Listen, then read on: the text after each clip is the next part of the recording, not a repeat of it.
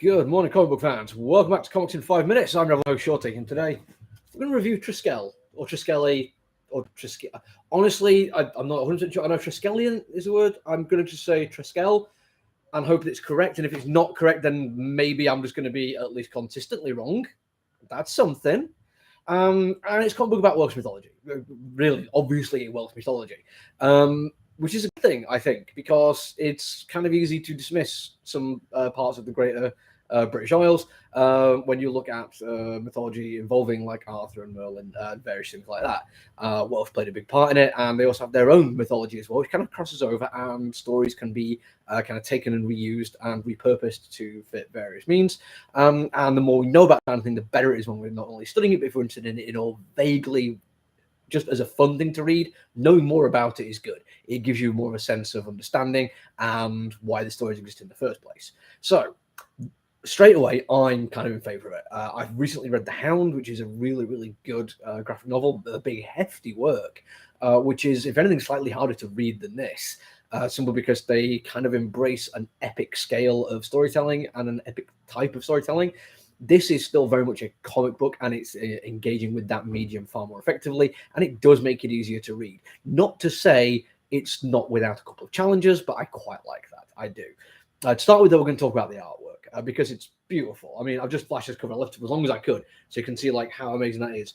Just as like a far distant thing, you can see that it's very, very bold and dark and deep. But the closer you get and the more detail, you can see there's actually three different people involved in that, or three different characters. And the way they're overlapping each other is clearly going to be important for the story. So the storytelling kind of has started before you even open it up.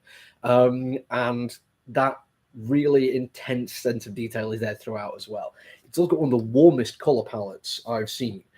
Even in bits where you have some whiteness or some negative space, the rest of it is still just absolutely brilliant.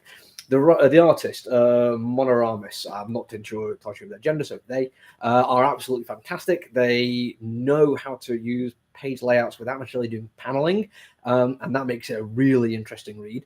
I have one tiny, insignificant criticism, but it's there. I've said this about some other artists. Sometimes they can be so damn good at what they're doing, but occasionally feel the need to just remind the reader that something's happening, like we're using motion lines or something along those lines. It happens once in this comic book where it's in a white background and the motion lines kind of break it a little bit and it stops it being quite as effective. I absolutely knew that the guy was reeling back and shaking in shock. I knew that. I didn't need the little motion lines around it, and I think it kind of took away from it a little bit. But that is literally my only criticism. The colouring is spectacular, and it looks like it's hand done, watercoloured even.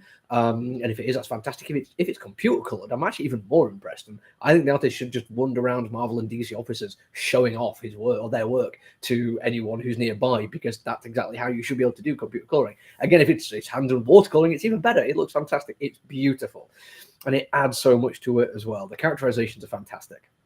Onto the writing a little bit now.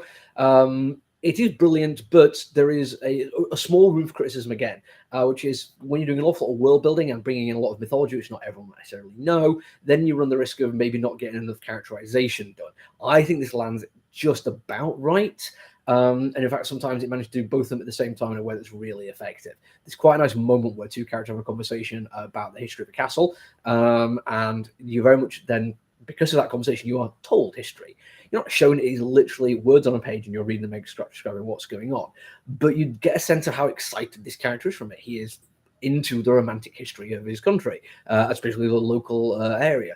And he's so enthusiastic that his friend is probably a bit tired of that enthusiasm and he's like, yeah, you've told me this before. So although you are very much told some of the history that pertains to what's going on in it, you are shown character development at the same time in very interesting ways. That way of doing character development is fantastic. It happens throughout. There's lots of really nice interplay between characters, and there's also stuff that's not said. Again, this non-verbal thing which you get through the storytelling and the artist working really well together. I personally quite like the fact they do a lot of world building. It's what I really enjoy about this kind of comic book.